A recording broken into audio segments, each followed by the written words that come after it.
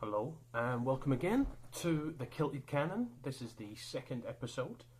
I apologise sincerely for the first one. My editing skills are fucking atrocious. And the title screen didn't fit in, and I had to whisper most of the time, and it was fucking awful. But that's how you learn. You got to learn from your mistakes. And the first one was awful, so hopefully this is going to be a lot fucking better. Otherwise, again, no one's going to watch it, and it's just going to be me. And that's a very, very sad place to live in. Again, thank you for tuning in, anyone who is. This is the Kilted Cannon. It's the second episode. Hopefully a lot more if I learn from my mistakes. In keeping with the pattern of mistakes, let's talk about our last result. Social networks have been abuzz with theories as to why we got schooled against Chelsea. The 3-1 loss could and should have been a lot more. A lot of people are, the Arsenal Fan TV and Gary Neville saga, which it now is, that's just one strand of the fallout. It's been a fucking mess.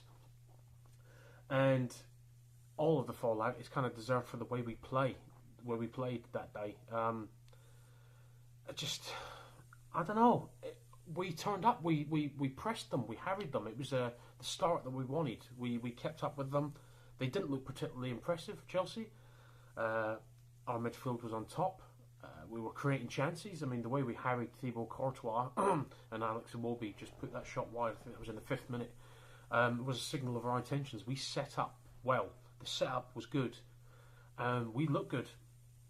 But the first goal should not have been a goal. I think we all know this.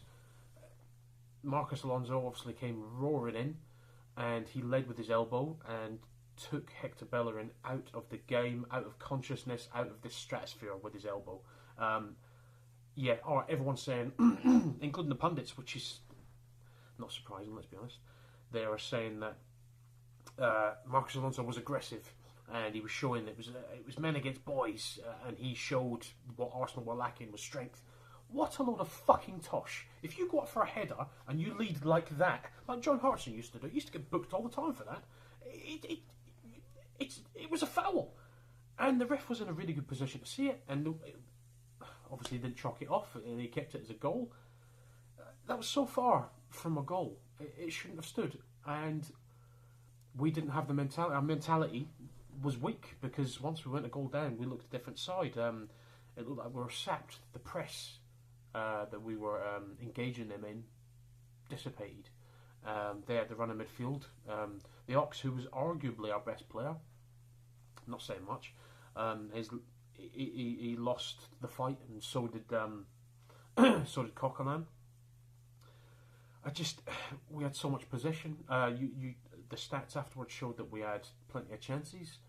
The ball retention was good, but a lack of incisiveness. And how can you have a lack of incisiveness when you have Alexis Sanchez and Mesut Ozil on the ball in your team?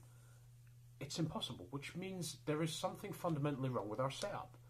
Our tactics were right, but we didn't have the foresight to carry that through for the entire 90. And if you do not do it for the entire match, then teams like Chelsea are going to punish you, of course. And we deserved everything that we got. It was the archetypal Arsenal performance. Loads of possession, creating loads of chances, profligate finishing, and I saw a startling stat on Sky Sports, say that 5 times fast, this morning, where we've been running a lot less than our opponents in the last 9 games. And those 9 games we've won 4, drawn 4, or lost 4, and drawn 1. We've gone through a really rough patch, and we seem to be running a little bit less.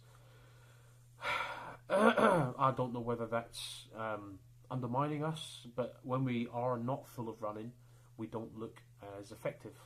So maybe that might be a clue. It just seemed to me that we, in this massive fixture, which we needed to win to have any hope of catching Chelsea, we needed to just put in the running, and we needed to be motivated. That first thing first is we needed to be motivated, and We didn't look it for about 40, 50 minutes of that game. Added all up, we looked lackadaisical. We looked not up for it. We did not look pumped. And how can we not be pumped for that game? It makes me fucking sick, because we've seen it so many times before, where we've gone in for these big games and we not even, that old cliche, they didn't turn up. We haven't turned up. Man United last season, just when they fielded the youngsters and you had Louis van Gaal's comedic fucking tactics, still, the only reason they won 3-2 is because we did not turn up, apart from a minute flash here and there, which got us 2 goals, so, strangely enough. This game was exactly the same, but for short periods, for about 40, 50 minutes, like I was saying, we didn't turn up, and we gifted Chelsea valuable impetus, and they went at us. I mean, look at the Hazard goal. I think that's the one crucial ingredient in this team we're missing. Ray Wilkins, massive bellend that he is, has a point. We are lacking men on the pitch. We've got these wonderful magicians who can do all sorts of stuff on the ball, but when the wind is taken out their sails with a tasty challenge, they seem to go missing. Coquelin, bang up for it. He always is, but we all know what he lacks. I mean, he lacks he can't pass for fucking shit. He can get you the ball, but he can't do fuck all with it. Hazard, when he scored that second goal, Coquelin got shrugged off the ball, and then when he got up, he didn't run back. He didn't dash desperately back because he knew that he had fucked up, because he should have taken him out of the game. That's the difference between Chelsea and Arsenal. Chelsea and Arsenal's lineup, talent-wise, we have the best of them, I think. And our squad is arguably the strongest it's been since the Invincibles. We have adequate quality cover in every position, and in our lineup, the one thing we're lacking with Chelsea is that cynical gamesmanship, the professional edge to know when to take the chop, when to chop them down. And Coquelin showed that. And when Hazard was running at the defence and Koscielny was backing off, Mustafi didn't know what to do. If that was us defending against Chelsea, which it was when Alexis went on an amazing run, and he was chopped down by Nemanja Matic, because Matic could sense danger and he knew he had to take one for the team, so he chopped him out. He took him out of the game and ended the run. And did he score? No, obviously not, because we got a free kick, didn't make anything of it. That's what's missing. We're too aesthetically pleasing, and we can't switch to a plan B. We've shown that we can, put our jukes up and have a fight, because that old Sam Allardyce, get in their face and they don't like it up 'em attitude, that doesn't work, because we can fight. We have shown that, but we don't do it regularly enough, and we don't do it on demand. Like, this game required more metal, and we couldn't rise to the challenge. It's so depressing. We've heard so much about it, and here's me talking about it. I mean, in terms of the lineups with Chelsea, there's not a gap there, but the way they played us off the park, it was like it was Chelsea playing against Accrington Stanley at times. Cech, let me come back to him, because there's a lot to say on that matter. The way Chelsea have the Nemanja Matic and Kante, who works miracles for him, runs miles and miles and miles, and he's so quick to get the ball and snaffle it up and offload it. He is a liquid, quicker version of Claude Makélélé in his prime. Maybe a bit quick to say, because he's only played a season and a half in the top flight, but he doesn't let them down ever. Nemanja Matic does the dirty work and is happy to offload to more skillful players. And then they've got, obviously, Victor Moses as a wing back. They've got Pedro, who's revitalised, but none of these players are as good as ours, technically. I mean, we've got Koscielny and Mustafi, who is the best centre-back pairing we've had in a very long time. They've proved it. You've got Hector Bellerin, who I think is the best right back in the league. Nacho Monreal, he's having a bit of a dip this season, but let's be honest, who isn't? But on his day, he's a Spanish international. Our midfield is where it's lacking. Alexis Sanchez is still scoring goals. He's got enough goals. He's near enough. He's right near the top of the goal scoring chart. Mesut Ozil is underperforming. I don't know where his assists have gone. Yeah, he's weighing in with more goals. That's fantastic, but that is not why we bought him. Arsene Wenger urged him at the start of the season to score more goals, and he is. But his assists have gone by the wayside. It's startling, the drop. This time last season, he was on more than double figures for assists, and they've just vanished. All right, he's dropping back to get the ball more, and he's getting more involved with play to try and start something, to try and engineer something. But that's not working for him. We want him at the cutting edge of our attacking play, because at the moment we're not utilising him for that one superpower he does have, which is his vision. He can see gaps, and he's not in a place where he can offload quickly. When Giroud plays, obviously he's not got any runners. But in terms of lineups, we've got the best lineup in the league. We don't have a weakness when our first team is in. But our midfield, we're too reliant on a 32-year-old Santi Cazorla. When he goes, we've got to hope that Jack Wilshere loves the club enough to stay, and then wish for another season where he stays fit. And that's a massive if. It's a huge if. Obviously, we lost to Watford the few days before that, and that was a completely different type of performance. We just weren't up for it, and that was for the whole game. Watford showed us what it is to properly pressurise for an extended amount of time, and they wanted the points more than us. In fact, that's the way it seemed. The big argument is, whose job is it to motivate the side? Is it the managers to get them pumped up, or is it the players who go out the pitch?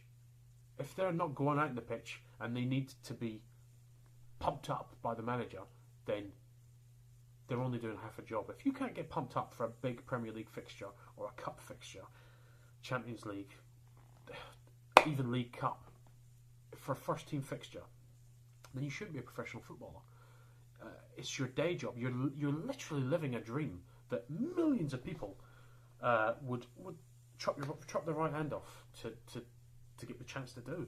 And if they can't get pumped up for a game, and they expect it to be the manager's job, there's something really wrong there.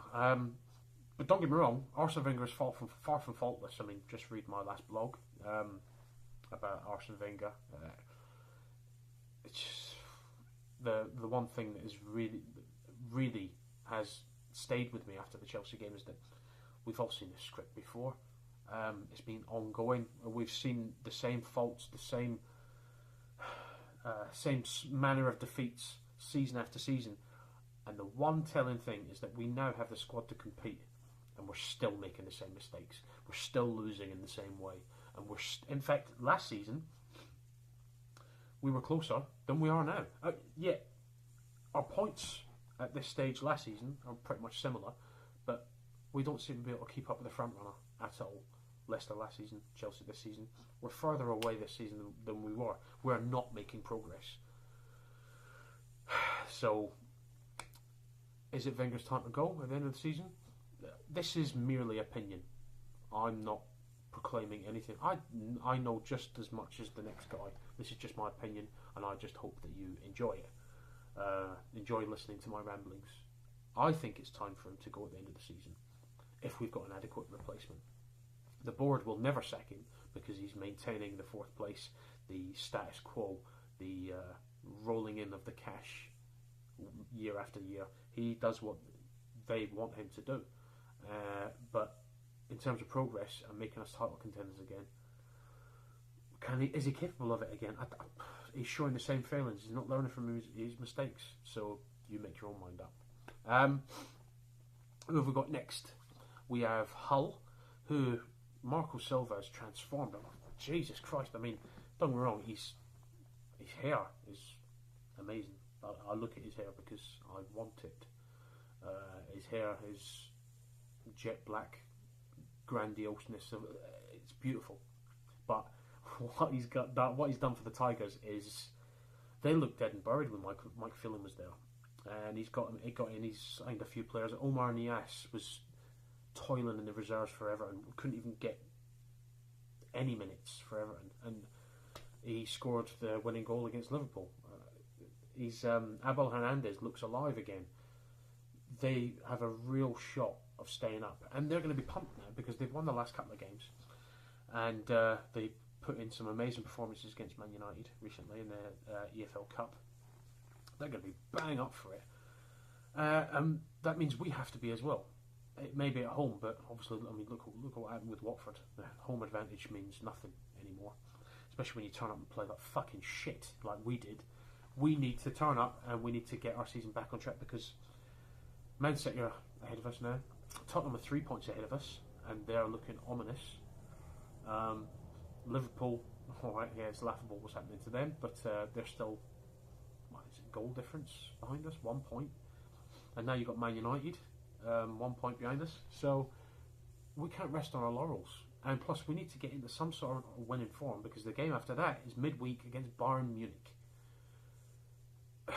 That and the FA Cup are our only hopes of silverware or any sort of glory this season. So another abject first leg against Bayern Munich is not acceptable. We should have learned from our mistakes by now. We need to be at it from the first whistle. We can't let them rest.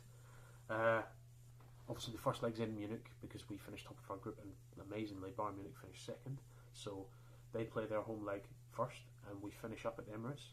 So it is vitally important we don't leave ourselves a mountain to climb. 2 goal deficit is probably going to be too much. 1 goal deficit we can fight back from, but it'd be disappointing. Ideally a draw, try and grab an away goal. A 1-1 draw would be perfect, but the way we're playing at the moment, can you honestly see it happen? Can you see us getting a result the way we're playing? With the way our players are struggling for form? I certainly can. Something I installed last week as a feature in the Kilted Canon was correspondence from junior gunners. They were a little bit startling and quite scary, but I did it again, and I asked for some form of entertainment from the junior gunners, and they truly obliged. The first one is a drawing by, her name is Elisa, and she's 10 years old, and she's an ardent gunner, so well done, Elisa. And she sent me a picture of me, or what she thinks represents me. That's me, which is a steaming pile of turd. I appreciate the detail of the wafts of fucking stench coming off the turd, and the wee flies popping around it. That's lovely, Elisa. It's nice to know you're appreciated. Thank you very much. Didn't colour it in fucking brown though, did you? Yeah, thanks very much. More of the same next week would be really nice. And we got a letter from my wife. Okay, dear Jock, I'm leaving you. I can't stand to see you make a complete tool of yourself. The blog was one thing, but now you're making videos. I watched the first one you did and I nearly died of embarrassment. Your massive head looks ridiculous, and I've been telling you for months to shave that fucking atrocious beard off. You look like an anemic Oompa Loompa had sex with a tramp. I've gone to stay at my mum's house. Don't try and see me. I don't want to see you. You're a laughing stock. Go up. Right. Okay. Don't really know where to go from that. Make some phone calls, hopefully. Hopefully she'll speak to me. Whether there'll be a video next week is another matter. I said I'd come back to the Petr Cech thing. And here we are, Petr Cech. Where does he stand? Is he doing the business for us this season? No, he certainly isn't. Is he doing himself justice? No, he's not. Has he lost it completely? Some people are saying yes. I completely and utterly disagree. The man is 34 years of age, which is still maybe just short of your prime, but it's by no means past it as a goalkeeper. He won the Golden Gloves, or at least tied for it last season. We know he's more than capable of heroics and world-class saves. The man is still one of the best keepers in the league, maybe even Europe. But on this season's performances, he needs to be dropped. And I think that's exactly why his performances have dropped, is because he knows he's guaranteed to be first choice keeper. He's never going to be dropped. Obviously, we have a cup keeper with David Ospina, who has been marvellous for us this season when he's come in. I mean, go back to that first PSG game. He was unbelievable. Probably the best game he's ever played, I think, for us. And one of the best goalkeeping performances in the last 10 years, I'd say. He was unbelievable. He can't put any more pressure on Petr Cech. But Cech isn't feeling it because he knows his place is assured. And if you are assured of your place, then there's no one breathing down your neck. And therefore, you know that you can maintain your level of performance. And if your level of performance at the start wasn't good enough, then it just means a string of shit. And that's what Cech's done for us. He's not looked commanding. His commanding of the box was probably his biggest asset, and he's not done that this season. His near post weaknesses. He's letting so many goals at the near post this season. It seems like, because he's so tall, he can't get down quick enough to the ground. His efforts at saving penalties are laughable. I could do better. Awful. And his performance against Chelsea, don't get me started on that fucking attempted clearance that went straight to Cesc Fabregas, of all people, who, you know, he could have celebrated if he wanted to. He's got every right to, but I kind of liked it that he didn't. Every single season, he makes these lovely comments of adulation about Arsenal Football Club. He still loves the club. Yeah, he shouldn't have fucking left in the first place, but that's another can of worms entirely. Cech, though, needs to check himself before he wrecks himself. Because he's not doing enough. He's at a top flight club. He's at a European challenging club. He needs to do far better than he is. And he needs a good kick up the arse. A spell on the sidelines did wonders for Wojciech Szczesny, who, you know, at the end of the season, he's going to look back at what Cech's done and think, well, if I go back to Arsenal, if I don't get if I don't get the number one spot and I go back, then I'm fucking off, because I'm obviously never going to get it, because obviously Wenger rates Cech better than Szczesny, and Szczesny's been absolutely brilliant for Roma this season. They're third place in Serie A as we speak. I think it's a couple of points off Napoli in second place, or a point. Either way, it's close. I don't see what more he can do, and Ospina. But I also don't think Cech should be sold or offloaded in any way, shape or form. I think he's still the best keeper of the three. Maybe not for much longer, but he's still world class, and he's proven it time and time again. He's done it so many times, he should be regarded as one of the best keepers that the Premier League's ever seen. But on these showings from August till now, ain't even in the top 20, to be honest. He's been shite. I would have taken any other Premiership keeper over him this season. Maybe even Mignolet. No, whoa. Not Mignolet. I'll take that back. Alright, top 19. Either way, he's got to shape up. He's got to know that he's playing for the fucking Arsenal, and it's not good enough. Thank you for watching. Obviously, I've got to have a big old Barney with the wife, because she's left me because of this massive heat and these videos that I'm making, because I look like a fucking imbecile, and she may have a fucking point, to be honest. But please do have a read and a visit of my website, www.thehotstepanovs.com. That's where all my blogs go. So if you're looking to be mildly entertained, or even just to waste 5 minutes on the bog, it's the perfect place for Arsenal related articles. And if you sickly enjoyed this video, please do subscribe to my video channel on YouTube. That'd be great.